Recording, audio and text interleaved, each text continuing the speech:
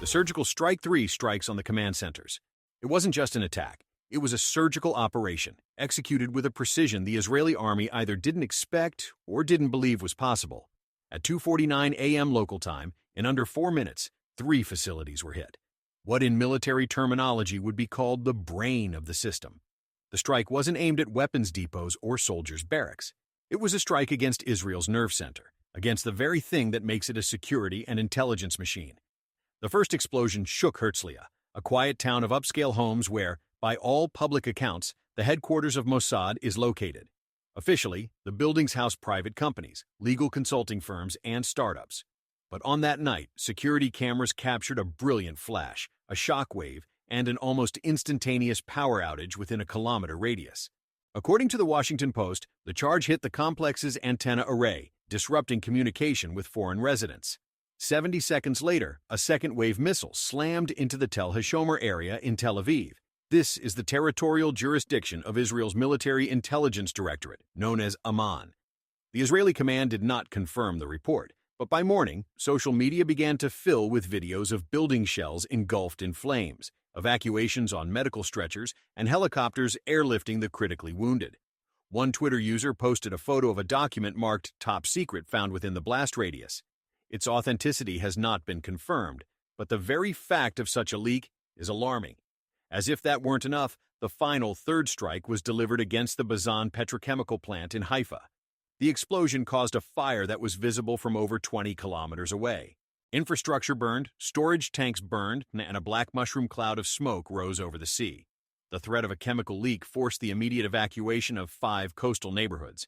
The National Environmental Committee declared it the most serious man-made disaster since the Carmel Forest Fire. But the biggest shock wasn't the destruction. It was the fact that these 3 strikes hit the most heavily guarded facilities in the country, and not one air defense system performed as it should have. As the Wall Street Journal asserts, the Iranian missiles were not just highly accurate. They flew at ultra-low altitudes with variable trajectories, accompanied by decoys to distract the Iron Dome and David's sling systems. And then, for the first time in decades, Israel understood. Its defense is not absolute. Its command is vulnerable. And if its brain can be struck in 240 seconds, the next strike could be aimed at its heart. The media was silent in the first hours after the attacks. All television channels ran reruns of archival footage. The morning news broadcasts were stopped. Channel Khan released a brief message. A technical incident has occurred. We ask you to remain calm. But calm had already vanished. People were posting footage from drones, satellite images, and pictures of wounded personnel in uniforms without insignia. And one thought hung over it all. If Iran could do this, what will they do tomorrow? Precision warfare and the fall of illusions. The next morning, as the sun barely rose over the Haifa coastline, it became clear. Last night's strikes were not random, not a local provocation. This was the beginning of a new phase of war, and in this phase, the main instrument isn't massive bombardment, but surgical strikes on vital infrastructure, on what was once considered untouchable. The first target, the Weizmann Institute of Science, one of Israel's largest research centers and the nucleus of its national research in biotechnology, physics, nuclear physics, and genetics. This is where technologies are developed that often find military applications. At 5:41 a.m., a missile, presumably with GPS guidance, crashed into the molecular biology laboratory building. The explosion caused a partial roof collapse and a fire on the second floor. According to preliminary data, 3 researchers were killed and 5 are in critical condition. Israel's Ministry of Science and Technology issued a restrained statement. An incident has occurred in Rehovot. Work was suspended for the rest of the week, but social media began to fill with images of bloody stretchers, firefighters in hazmat suits, and above all, shock.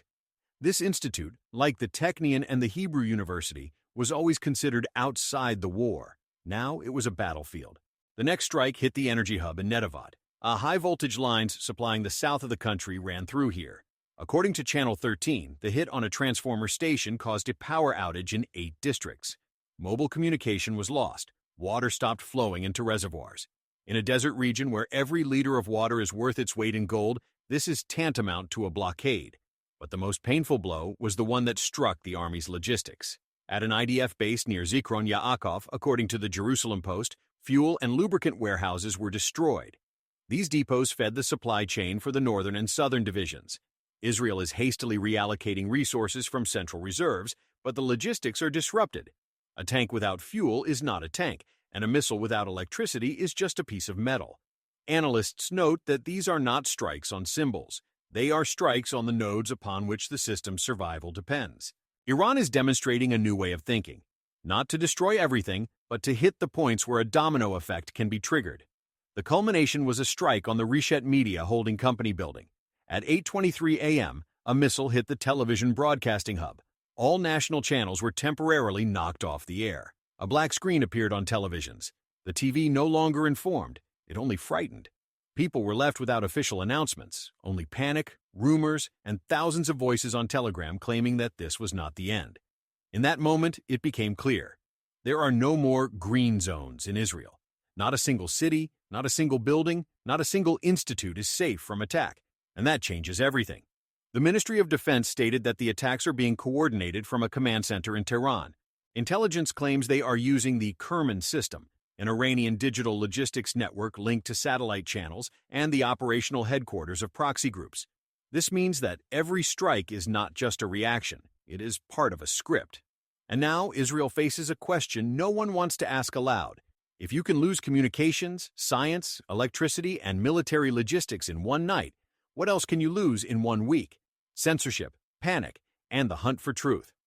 As day broke, Israel's control machine began working at full capacity, not on the battlefield but in the information space. What happened during the night had to be hidden, or at least edited. Facing a total threat, the Israeli government decided that if it couldn't stop the rockets, it could at least control the narrative. The Ministry of Defense issued an emergency directive. All video materials from the strike sites must be confiscated. Owners of security cameras within a 2-kilometer radius of Herzliya, Tel Aviv, and Haifa were ordered to grant access to security services. Violators faced fines and, in some cases, criminal charges. Internet service providers were given a list of websites spreading unverified information, and a large-scale blocking of Telegram channels began, but the truth was already out. TikTok users, freelance journalists, and bloggers who had managed to post footage of burning buildings and evacuation helicopters became targets. At 11:24 a.m. in Tel Aviv, a drone operator filming the fire at the Bazan facility was detained. He was accused of disseminating data that undermined public morale. In Haifa, a journalism student who published a video of the damaged research center was arrested. The atmosphere on the streets changed. People began to whisper in lines for bread. Parents kept their children home from school, despite official statements about a return to normalcy. Graffiti appeared at bus stops. Where is the army? Who will protect us? And even, Mossad is no more. These inscriptions were quickly painted over by municipal services, but each new layer of paint said more than the last. State television channels avoided the words attack, explosion, destruction. Instead, they used phrases like local incident, impact of an unknown nature, and limited damage. In the studios, experts spoke of national resilience, the need for unity, and patience. But off-screen there were evacuations, overwhelmed hospitals, and blacked-out districts. The international media reacted quickly. The BBC, CNN, and France 24 ran headlines like "Secret Strikes on Israel's Intelligence Center" and "Censorship and Panic in Tel Aviv." Al Jazeera went further. On a live broadcast, an anchor asked, "Will Israel become a new zone of silence, where truth is a crime?" Civil society organizations, including Israeli ones, spoke out. The Journalists Association filed a petition with the Supreme Court demanding an end to the pressure on the press. But under martial law, the lawsuit was dismissed. The state declared, "We are not restricting freedom of speech. We are protecting the country." Meanwhile, distrust is growing among ordinary citizens. People are installing private satellite dishes, searching for alternative communication channels, and forwarding recordings through encrypted messengers. In a country where every second can be decisive, information has once again become a weapon, and those who control it own the future. If Israel once prided itself on being a democracy amidst Middle Eastern authoritarianism, now many are beginning to ask, how are we any better? The war has not only changed the face of the cities, it has changed the rules of the game. And those who yesterday believed in the power of the law are today seeking power in the truth, even if they have to pay for it with their freedom. Iran's media war. Images of the apocalypse. While Israel tried to extinguish the fires and hide the truth, Iran fanned the flames with new vigor. In parallel with the real attacks, a second phase began, a psychological one. Iran's state television channels, Telegram channels, YouTube streams, even TikTok, all platforms were turned into a battlefield where the weapons were images, text, and the voice of an announcer with an ice-cold intonation. The main state channel, IRIB, opened its broadcast with the words, "The revenge has begun, and we will show it to the whole world." Over 24 hours, viewers saw a montage that made their hair stand on end.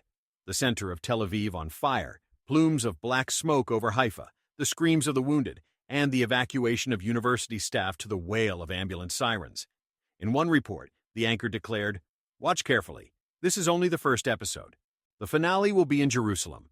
An Iranian social media channel released a video allegedly filmed from the onboard camera of a missile, showing the moment of impact in Herzliya. The authenticity of the footage is questionable, but its effect was enormous. Tens of millions of views, millions of shares, and most importantly, an emotional charge. People across the Muslim world commented, "This is justice, the answer for Gaza. Allah has taken revenge." Alongside real footage, Iran launched a wave of AI-generated videos. One showed a destroyed Knesset with a green flag over the ruins. Another showed tanks with IRGC written on them entering Jerusalem. These videos were marked as symbolic, but without clarification. For billions of viewers who don't read the fine print, they became fact. It was hard not to believe it when truth and fiction were woven into a single news feed. The official X, formerly Twitter, account of the IRGC published a series of posts. "Israel no longer has any secrets. We see everything." Each message was accompanied by geotags hinting at future targets, including the Ashdod power station, a hospital in Tiberias, and the headquarters of special services in Modi'in. Some of them were indeed attacked later. Al Jazeera called this campaign the first digital intifada, a protest and destruction happening in the online space with real-world consequences. The Washington Post published an article titled, "When Propaganda Kills, How Video Becomes a Weapon of Mass Impact." Israel tried to respond. Cyber attacks were launched on IRIB servers and associated channels, but the effect was weak.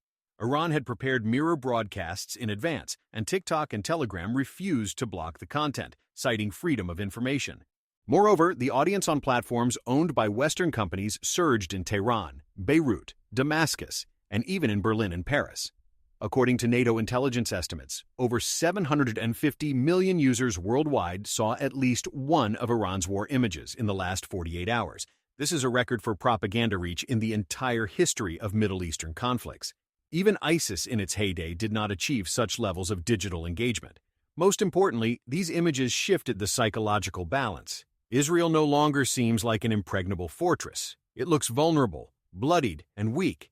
Even those who support it feel that its invincibility is a myth, and if the war is being fought not only on the ground but also in people's minds, then perhaps it is in those minds that it will be lost, or won. The American shadow and Trump's silence. When cities are crumbling, air defense systems are failing, and citizens are sleeping in bomb shelters, Israel habitually looks to the West. In any crisis, the first call always went to Washington. But this time, the phone rang for a long time. And when the White House finally answered, the response was cold. An official representative of the U.S. National Security Council stated at a briefing on June 25th, "The U.S. is concerned by what is happening but has no intention of escalating the situation without a direct threat to its own forces." That sentence struck a blow to Israel's psyche of alliance. Where were the guarantees? Where was the strategic partner? Where, at the very least, was the promise of military aid? Behind the scenes at the State Department, according to Politico, tensions are high. The Biden administration does not want to be drawn into a large-scale war on the eve of an election. And although humanitarian supplies, intelligence, and technical equipment have been sent to Israel, something critically important is missing: a political signal of support from the highest level. Instead, there is silence. This is felt especially acutely against the backdrop of Donald Trump. In recent weeks, he has ramped up his rhetoric, appearing at rallies and throwing accusations left and right. But in the context of the Israel-Iran escalation, he has remained silent. Not a single clear statement, not a single mention of an ally's duty. Only one hint: now is not the time to get involved in other people's wars. And then, silence. This caused a wave of outrage in conservative circles. In the U.S. Fox News held an emergency broadcast where former U.S. Ambassador to Israel David Friedman stated openly, "Israel feels betrayed, and its enemies see it." At the same time, supporters of isolationism, including Marjorie Taylor Greene and Donald Trump Jr., declared, "America is not the world's policeman. Let the Middle East sort itself out." In Israel, this caused genuine shock. Netanyahu held a closed-door meeting with U.S. Ambassador Jack Lew. The details were not disclosed, but according to sources close to the prime minister, he is alarmed and angry. One Israeli journalist even compared the moment to 1973, when the U.S. was also slow to deliver supplies and only intervened on the brink of defeat. Meanwhile, Turkey and Qatar are exploiting the vacuum of American leadership. Erdogan declared, "Where is the U.S. when cities go dark? Where is the UN when children die?" Qatar has offered to mediate between Iran and Israel, despite the obvious side it has taken in a military sense. The absence of the U.S. is already being felt. Israel has requested supplies of Patriot PAC-3 and additional Iron Dome systems, but the logistics are being delayed.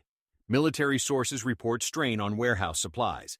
In the rear, the question is being asked, how much do we have left, and how long can we last without the Americans? Some believe the U.S. is deliberately distancing itself.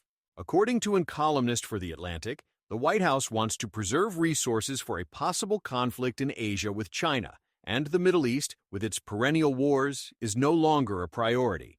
But if America has stepped into the shadows, who is now in the spotlight? And who will take on the role of guarantor of stability? No one knows.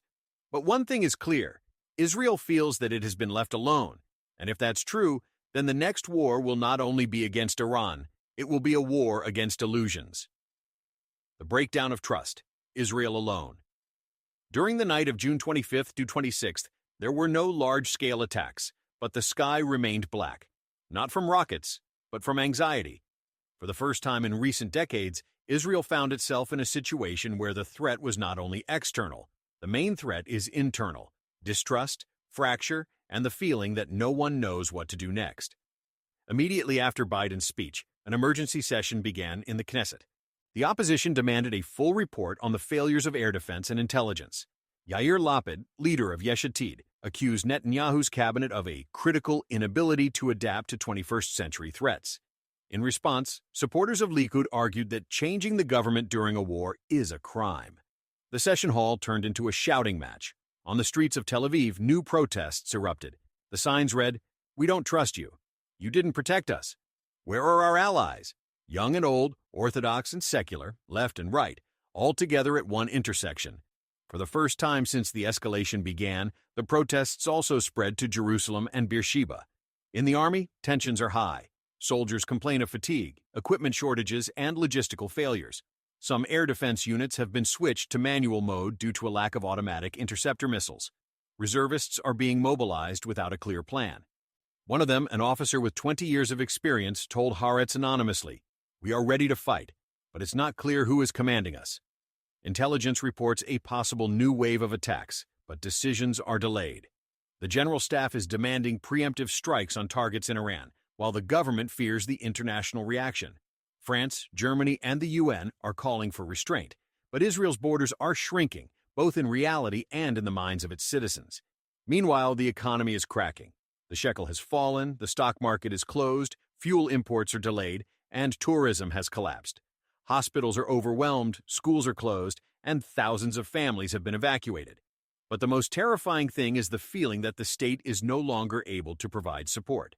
It has become a mere shell, without control, without hope, without unity. Amidst all this, the main figure is silent: Benjamin Netanyahu. He is not seen, not heard. His press office releases a dry statement once a day. The situation is under control. The response will be appropriate, but no one believes in control anymore. And even the word response no longer sounds like a promise. It sounds like a threat shouted into the void. Israel stands at a turning point. On the outside, enemies ready for a protracted campaign. On the inside, citizens who have lost faith. And between them, a political vacuum that could prove more destructive than any rocket. History teaches us that a nation wins when it is united. But today, Israel is a country where everyone is fighting for themselves, where there is no longer a flag that people follow without question, where the silence of a leader speaks louder than 100 speeches. And if a new attack comes tomorrow, the question will not be from which direction it will come, but whether there will be anyone left to take the blow without flinching. Conclusion. This war did not start on a front line. It started with an illusion. The illusion that defense is absolute, that allies are eternal, that democracy does not crack under bombing. Iran's strikes on the centers of command, energy, science, and information are more than tactics. They are a strategy for the destruction of trust. While air defenses battled rockets, society faced shock, fear, and censorship. Panic in the streets, silence from the government, and a rupture with allies. America is looking away. Europe calls for dialogue, but Israel feels it is alone. Meanwhile, Iran is waging war not just with weapons. It is waging it with images, with words, with fear. If before, the loser was the one with fewer rockets, today, the loser is the one with less meaning. Time will tell who will win. But one thing is clear: Israel has changed. Its future depends not only on its army, but on whether the nation can believe in itself again and stand firm, not only against its enemies, but against itself.